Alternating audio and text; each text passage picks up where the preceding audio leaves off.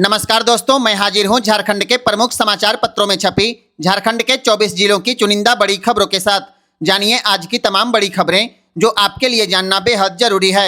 चाहे बात हो मैया सम्मान योजना की, पीएम और अबुआ आवास की, या फिर राशन कार्ड और पेंशन जैसी योजनाओं की।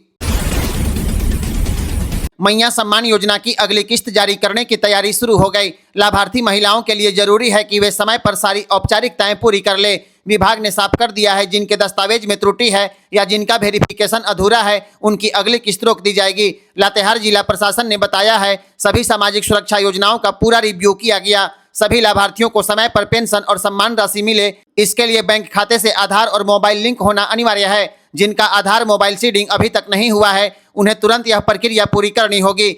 सूत्रों के मुताबिक सरकार जल्द ही अगली किस्त जारी करेगी। राशि सीधे महिलाओं के बैंक खाते में भेजी जाएगी।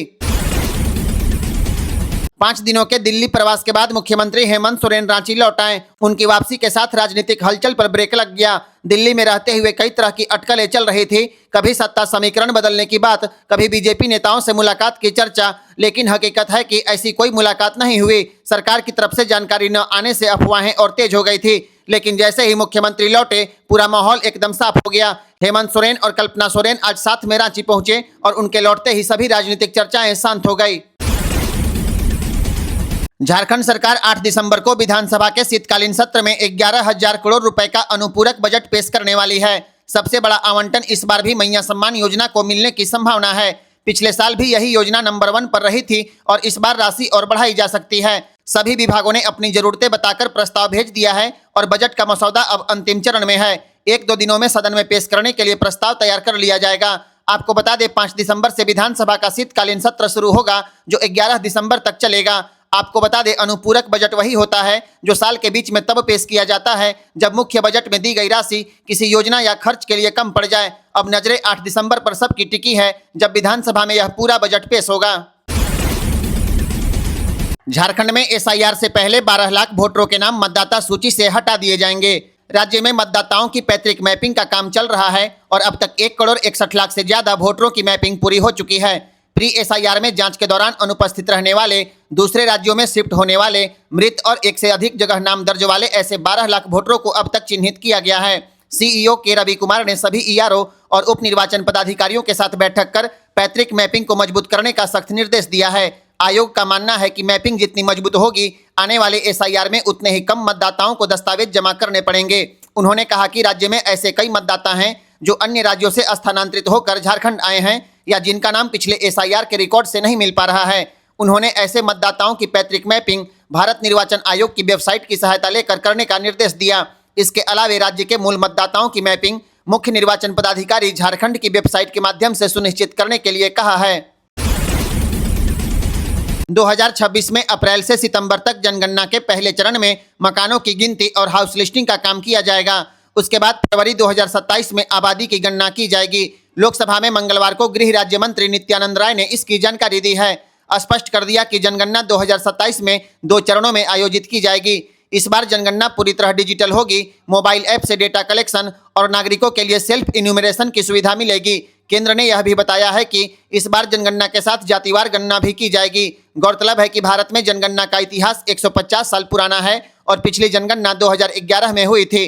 2021 की जनगणना कोविड के कारण स्थगित कर दी गई थी, जो अब 2026 से लेकर 2027 में की जाएगी। झारखंड हाईकोर्ट ने सीजीएल परीक्षा के परिणाम पर लगी रोक को हटा दिया है। अब झारखंड कर्मचारी चयन आयोग सीजीएल का रिजल्ट बहुत जल्द जारी कर देगा। बुधवार को हाईकोर्ट ने पेपर लीक मामले में सीबीआई जांच की मांग वाली जनहित याचिका को खारिज कर दिया। कोर्ट ने साफ तौर पर कहा कि रिजल्ट रोकने का कोई ठोस आधार नहीं है। अब नियुक्ति प्रक्रिया झारखंड में बिना किसी बाधा के आगे बढ़ पाएगी। हालांकि कोर्ट ने 10 अभ्यर्थियों के रिजल्ट पर रोक को बरकरार रखा है, क्योंकि इनके बारे में पता चला था यह नेपाल में रहकर तैयारी कर रहे थे। 21 और 22 सितंबर 2024 को हुई इस परीक्षा में अनियमितता और पेपर लीक के आरोप लगे थे, लेकिन लंबी सुनवाई के बाद कोर्ट ने कहा कि सीबीआई जांच की जरूरत नहीं है। इस फैसले के साथ ही झारखंड कर्मचारी चयन आयोग सीजीएल के माध्यम से हजारों नियुक्तियों का रास्ता खुल गया है और अभ्यर्थियों में राहत और उत्साह दोनों है। मुख्यमंत्री हेमंत सोरेन को झारखंड हाईकोर्ट से बड़ी राहत मिल गई। हाईकोर्ट ने ईडी के समन की अवहेलना से जुड़े मामले में उन्हें ट्रायल कोर्ट में सशरीर पेश होने से छूट दे दी। जस्टिस अनिल चौधरी की अदालत में इस याचिका पर सुनवाई हुई और मेरिट के आधार पर केस का निपटारा कर दिया गया। कोर्ट के इस फैसले के बाद अब मुख्यमंत्री हेमंत सोरेन को ट्रायल कोर्ट में हर सुनवाई के दिन व्यक्तिगत रूप से उपस्थित नहीं होना पड़ेगा। उनकी ओर से महाधिवक्ता और अधिवक्ता दीपांकर राय ने अदालत में अपना पक्ष रखा। अदालत के आदेश को सीएम के लिए बड़ी राहत माना जा रहा है। झारखंड के चतरा में रोजगार सेवक भर्ती में फर्जी डिग्री का भंडाफोड़ हो गया। नरेगा के तहत चतरा में 30 ग्राम रोजगार सेवक की बहाली निकली थी। सैकड़ों उम्मीदवारों में से 30 का चयन किया गया था। जांच के दौरान 4 अभ्यर्थियों की डिग्री पूरी तरह फर्जी निकली। देवानंद प्रसाद दांगी, आदित्य कुमार यादव, बालचंद्र महतो और राकेश कुमार महतो की डिग्री फर्जी निकली। उप विकास आयुक्त ने जब इनसे जवाब मांगा तो सफाई देने के बजाय इन चारों ने नौकरी से इस्तीफा दे दिया। जांच रिपोर्ट स्पष्ट है, इनके प्रमाण पत्र अलग अलग विश्वविद्यालयों के नाम पर फर्जी थे। अब उपायुक्त कृति श्री के निर्देश पर चारों को चयन मुक्त कर दिया गया। बाकी चयनित उम्मीदवारों की जांच अभी चल रही है। चतरा प्रशासन का कहना है कि फर्जी डिग्री वालों को किसी हाल में बख्शा नहीं जाएगा। नरेगा सिस्टम में फर्जीवाड़े का यह ताजा मामला भर्ती व्यवस्था पर फिर सवाल खड़े कर रहा है। झारखंड में शराब घोटाले की जांच और तेज हो गई। एसीबी के बाद अब प्रवर्तन निदेशालय यानी ईडी भी इस केस में सक्रिय हो गया। ईडी ने एसीबी के एफआईआर को टेक ओवर करते हुए एक नया मामला दर्ज किया है। इसके साथ ही जांच की नई प्रक्रिया शुरू कर दी। मामला दर्ज करने के बाद ईडी ने रांची स्थित पीएमएलए विशेष अदालत में आवेदन दिया और जेल में बंद सभी आरोपियों से पूछताछ की अनुमति मांगी। कोर्ट ने ईडी को आरोपियों से पूछताछ करने और उनके बयान दर्ज करने की इजाजत दे दी है। आपको बता दें, एसीबी ने इसी साल मई महीने में एफआईआर दर्ज किया था, जिसमें वरिष्ठ आईएएस अधिकारी विनय चौबे, उत्पाद विभाग के संयुक्त सचिव गजेंद्र सिंह और विनय सिंह सहित कुल 10 लोगों पर गंभीर आरोप लगे हैं। एसीबी अब तक 1 दर्जन से ज्यादा गिरफ्तारियां कर चुका है। लेकिन ईडी के आने के बाद इस घोटाले में नए खुलासे की संभावना और बढ़ गई। झारखंड शराब घोटाले की जांच अब निर्णायक मोड़ पर है। डाल्टनगंज में सेंट्रल जीएसटी रांची की टीम ने बड़ी कार्रवाई की है। लोहा कारोबारी प्रमोद अग्रवाल के 3 ठिकानों पर एक साथ छापेमारी की गई। कार्रवाई सुबह 11 बजे से शुरू हुई और देर रात तक चलती रही। टीम ने अघोर आश्रम रोड का आवास, नवाहाता का कार्यालय और बिस्फुटा रोड के गोदाम को खंगाला। तीनों जगह पर महत्वपूर्ण दस्तावेज, कंप्यूटर सिस्टम, बही खाते और वाउचर की जांच की गई है। सूत्रों के मुताबिक प्रारंभिक जांच में करोड़ों रुपए के टैक्स चोरी के संकेत मिले हैं। यह कार्रवाई कर अनियमितताओं की शिकायतों पर की गई थी। जांच में क्या क्या मिला इसका खुलासा अब तक नहीं हुआ है, क्योंकि टीम देर रात रांची लौट गई। हालांकि किसी प्रतिष्ठान को सील नहीं किया गया, लेकिन दस्तावेजों की छानबीन देखकर मामला गंभीर माना जा रहा है। टीम की रिपोर्ट रांची में जाने के बाद तैयार होगी और आगे की कार्रवाई उसी पर तय होगी। लातेहार पुलिस को बड़ी सफलता मिली है। पुलिस ने जेजेएमपी के 2 सक्रिय एरिया कमांडर को गिरफ्तार कर लिया। पकड़े गए उग्रवादियों में 2 लाख का इनामी सुनील उरांव उर्फ मंटू और उसका सहयोगी मुकेश लोहरा के नाम शामिल है। एसपी कुमार गौरव ने बताया, एरिया कमांडर पप्पू लोहरा की मौत के बाद संगठन को फिर से सक्रिय करने की कोशिश चल रही थी। इसी सूचना के आधार पर एसडीपीओ अरविंद कुमार के नेतृत्व में लातेहार और मनका थाना की टीम ने विशेष छापेमारी अभियान चलाया। इस अभियान में दोनों उग्रवादी पुलिस के कब्जे में आ गए। एसपी ने कहा कि लगातार कार्रवाई के कारण जेजेएमपी अब काफी कमजोर हो चुका है। संगठन में अब सिर्फ 4 से 5 सदस्य बचे हैं और वे भी दबाव में काम कर रहे हैं। पुलिस का अभियान इसी गति से जारी रहेगा ताकि पूरा इलाका नक्सल मुक्त किया जा सके। रांची के रिम्स में एमबीबीएस का बड़ा फर्जीवाड़ा पकड़ा गया है। एमबीबीएस फर्स्ट ईयर की छात्रा काजल का नामांकन रद्द कर दिया गया। जांच में खुलासा हुआ कि नीट यूजी 2025 में वह ओबीसी एनसीएल कैटेगरी की छात्रा थी, लेकिन रिम्स में प्रवेश लेने के लिए उसने फर्जी शेड्यूल कास्ट प्रमाण पत्र जमा कर दिया। एडमिट कार्ड की कॉपी मांगी गई तो उसने खो गया कहकर बचने की कोशिश की। संदेह बढ़ने पर बोर्ड और सीओ गिरिडीह से मामले की जांच कराई गई, जिसमें प्रमाण पत्र पूरी तरह फर्जी पाया गया। रिम्स ने छात्रा को पहले सस्पेंड किया और अब आधिकारिक रूप से नामांकन रद्द कर दिया है। अब यह सीट अगली पात्र शेड्यूल कास्ट अभ्यर्थी को दी जाएगी और एनएमसी को भी मामले की जानकारी दे दी गई है। झारखंड के स्वास्थ्य व्यवस्था में बड़ा बदलाव होने वाला है। अब राज्य का कोई भी स्वास्थ्य केंद्र किराए के मकान में नहीं चलेगा। केंद्र सरकार ने 15वें वित्त आयोग के तहत 354 करोड़ रुपए की मंजूरी दे दी, जिससे प्राथमिक स्वास्थ्य केंद्र, सामुदायिक स्वास्थ्य केंद्र, सब सेंटर और बीपीएचयू के नए भवन बनाए जाएंगे। लेकिन इसी बीच एक बड़ा सवाल है कि राज्य भर में कई सरकारी बिल्डिंग सालों से बनी पड़ी है, लेकिन हैंडओवर न होने के कारण जर्जर हो चुकी है। रांची के सदर अस्पताल के डॉक्टर क्वार्टर 2008 से बने पड़े हैं। 7 मंजिला इमारत से सीपेज, टूटी दीवारें और जंगल उग गया। और माझी के पांचा में 7 करोड़ से बना स्वास्थ्य केंद्र 13 साल से बिना उपयोग के पड़ा है। रास्ता नहीं है, हैंडओवर नहीं हुआ और पूरा बिल्डिंग अब खंडहर बन गया है। अब जब केंद्र से 354 करोड़ रुपए मिले हैं, तो क्या यह नई इमारतें समय पर बनेंगी या फिर पुराने भवनों की तरह सालों तक बंद पड़े रहेंगे? झारखंड में लगभग धनकटनी का काम पूरा हो चुका है, खलिहान भर चुके हैं, लेकिन सरकार की धान खरीद अब तक शुरू नहीं हुई। इसी का फायदा अब बिचौलिए उठाने लगे हैं। गढ़वा और पलामू में किसान अपना धान 1600 से 1700 रुपए प्रति क्विंटल बिचौलियों को बेचने पर मजबूर हैं, जबकि सरकार की तय दर 2369 रुपए एमएसपी और ऊपर से लगभग 100 रुपए बोनस का प्रस्ताव है। लेकिन बोनस पर कैबिनेट की अब तक मुहर नहीं लगी और धान खरीद की तिथि तय नहीं हुई। ऐसे में किसान अब परेशान होने लगे हैं। राज्य में अब तक 2.5 लाख से ज्यादा किसानों ने रजिस्ट्रेशन तो करा लिया, लेकिन खरीद केंद्र नहीं खुलने से उनका धान खलिहान में अब खराब होने लगा है। पिछले 3 साल से सरकार अपना खरीद लक्ष्य पूरा नहीं कर पाई और इस बार भी शुरुआत में ही देरी के संकेत अब दिखने लगे हैं। किसानों का कहना है कि अगर सरकार जल्द खरीदारी शुरू नहीं करेगी तो वे बिचौलियों को अपना धान औने पौने दाम पर बेच देंगे। उत्तर प्रदेश में हिंदू धर्म को छोड़कर ईसाई या अन्य धर्म अपनाने वाले किसी भी व्यक्ति को अनुसूचित जाति, अनुसूचित जनजाति तथा पिछड़ा वर्ग श्रेणी में मिलने वाली सुविधाओं का लाभ नहीं मिलेगा। एक मामले की सुनवाई के दौरान इलाहाबाद हाईकोर्ट ने फैसला सुनाते हुए कहा कि ईसाई बने हिंदू द्वारा एससी का लाभ लेना संविधान के साथ धोखा है और इस पर कार्रवाई की जानी चाहिए। कोर्ट ने टिप्पणी करते हुए कहा कि धर्म बदलने के बाद एससी और एसटी एक्ट के प्रावधान लागू नहीं होते। हाईकोर्ट ने दोहराया कि अनुसूचित जाति के लाभ केवल हिंदू, सिख और बौद्ध समुदाय को मिल सकता है। मौसम विभाग के अनुसार आज से अगले 4 दिनों में न्यूनतम तापमान 3 से 4 डिग्री तक गिर जाएगा। सुबह में कोहरा छाया रहेगा और शीतलहर भी चल सकती है। उत्तर भारत में हो रही बर्फबारी का असर झारखंड पर साफ दिखने वाला है। मंगलवार को कुछ स्थानों पर हल्की बारिश हुई। खूंटी में 1 mm बारिश दर्ज की गई। खूंटी सबसे ठंडा रहा, जहां का न्यूनतम तापमान 9.4 डिग्री दर्ज किया गया। रांची में न्यूनतम तापमान 12.7 डिग्री, जबकि चाईबासा में 29.4 डिग्री दर्ज किया गया है। ठंड के बढ़ते असर से अस्पतालों में मरीजों की संख्या भी बढ़ गई। पिछले 1 सप्ताह में ओपीडी में 30 से 35% तक मरीज बढ़े हैं। गले में खरांश, खांसी, जुकाम और कफ की शिकायतें आम हो गई। किसानों के लिए मौसम विभाग ने सलाह दी है। धान की फसल परिपक्व होने पर कटाई शुरू करने और गेहूं की बुआई करने की सलाह दी गई है। गढ़वा जिले में पिछले 38 साल से एक भी प्लम्बर यानी चापाकल मिस्त्री की बहाली नहीं की गई। आखिरी बार प्लम्बर की नियुक्ति 1988 में हुई थी और वे सभी कई साल पहले रिटायर हो चुके हैं। ऐसे में गढ़वा के 15,000 से ज्यादा चापाकलों में से 4,700 से अधिक चापानल खराब पड़े हैं। टेंडर सिस्टम के भरोसे मरम्मत का काम किया जा रहा है, जिसका खर्च हर साल तेजी से बढ़ने लगा है। इस साल अप्रैल, मई और जून महीने में चापाकल मरम्मती पर 12,24,000 रुपए खर्च कर दिए गए। विशेषज्ञों का कहना है कि अगर जिले में सरकारी प्लम्बरों की नियुक्ति हो जाए तो मरम्मती का खर्च आधा हो जाएगा और गांव में पानी की दिक्कत भी कम हो जाएगी। गढ़वा जिले को कम से कम 20 प्लम्बरों की तत्काल जरूरत है, लेकिन फैसला अब भी सरकार के स्तर पर अटका है। इसी बीच हजारों चापाकल बंद पड़े हैं और लाखों लोग पानी के संकट से जूझ रहे हैं।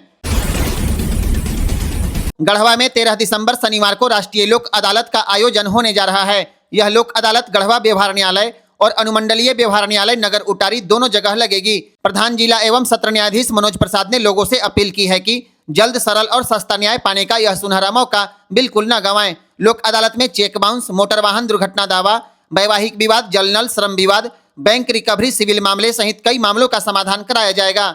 सुनवाई पूरी तरह निःशुल्क होती है और फैसले के खिलाफ अपील नहीं की जा सकती। गढ़वा जिले में अब तक 1,08,000 से ज्यादा मामलों का निपटारा लोक अदालत के जरिए किया जा चुका है। इसीलिए अगर आपका कोई मामला लंबित है तो 13 दिसंबर को अदालत में जरूर पहुंचें।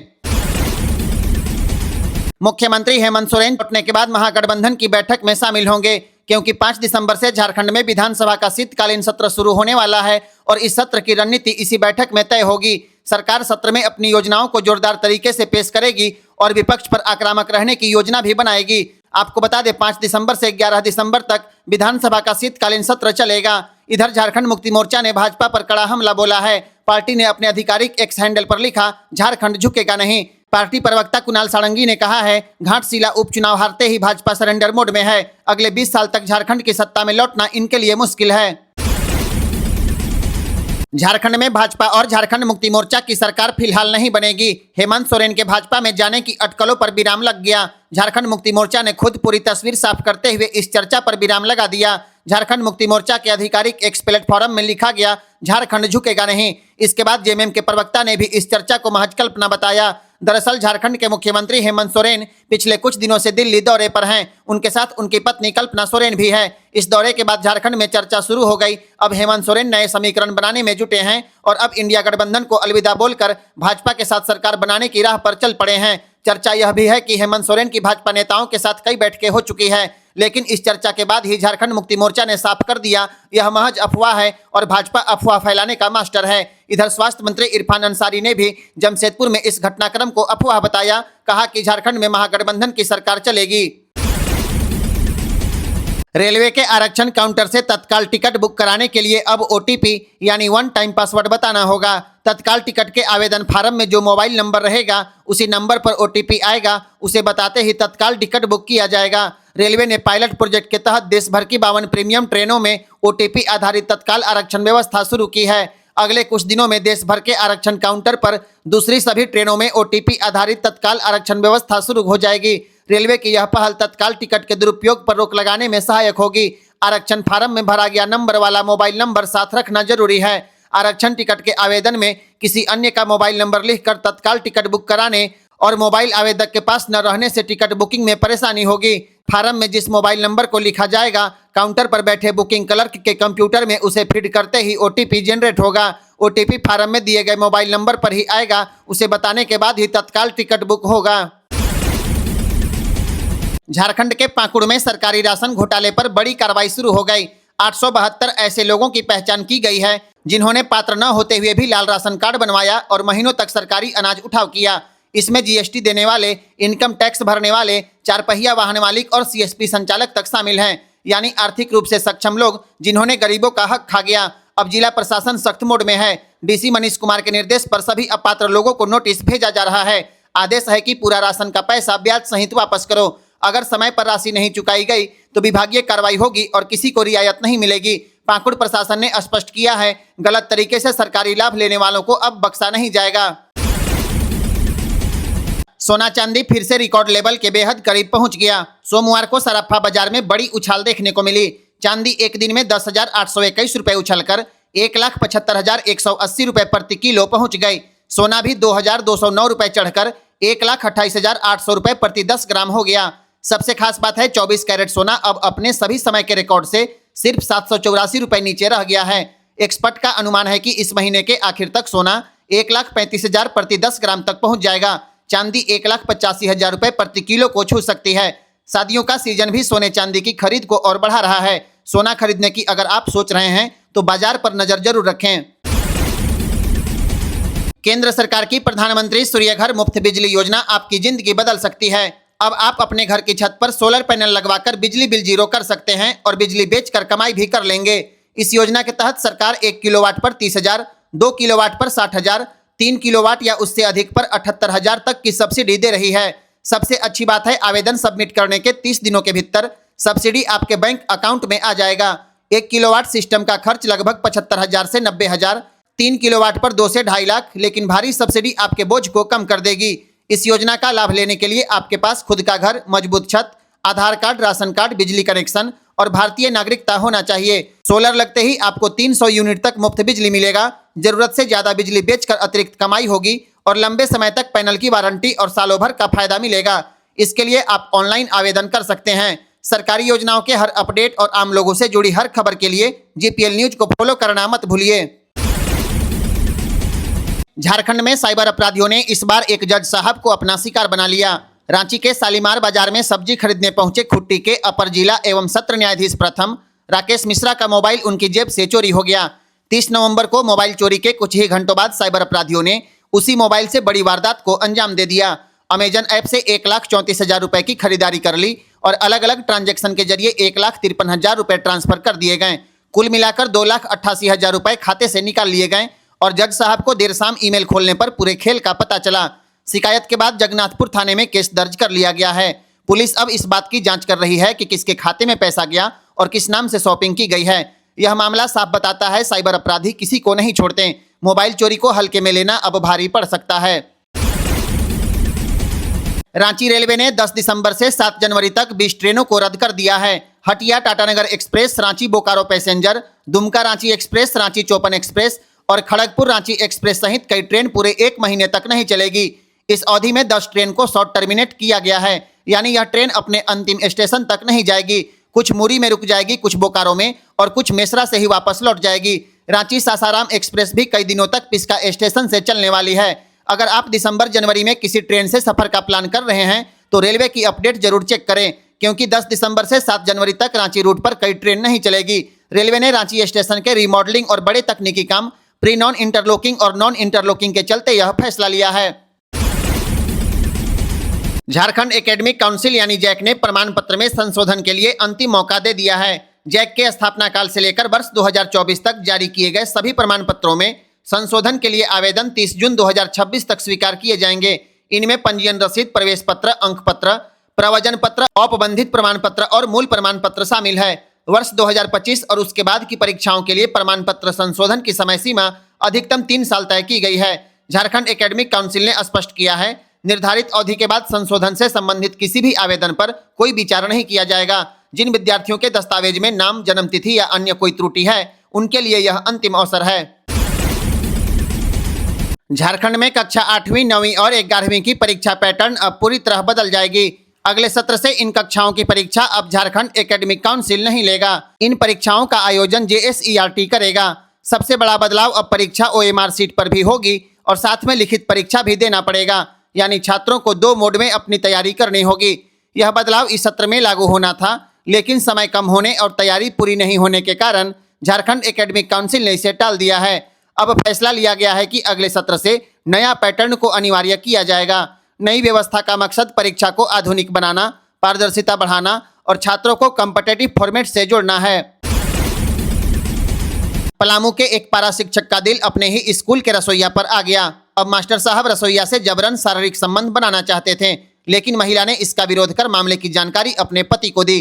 दोनों में जब विवाद हुआ तो मास्टर साहब ने रसोइया के पति की हत्या कराने के लिए 40,000 की सुपारी दे दी, लेकिन चौकन्नी पलामू पुलिस को इसकी भनक लग गई। इसके बाद मामले का भंडाफोड़ हो गया। पलामू पुलिस ने इस मामले में पारा शिक्षक सत्यदेव विश्वकर्मा को 3 सुपारी किलर के साथ गिरफ्तार कर लिया। गिरफ्तार आरोपियों में पारा टीचर के अलावे राजवंश परहिया, राजू साव और मंटू कुमार के नाम शामिल है। इनके पास से एक देसी कट्टा, एक जिंदा कारतूस और 2 चाकू बरामद किया गया। हत्या की प्लानिंग भी बेहद खतरनाक थी। रसोइया के पति को पहले राजवंश परहिया को गोली मारनी थी।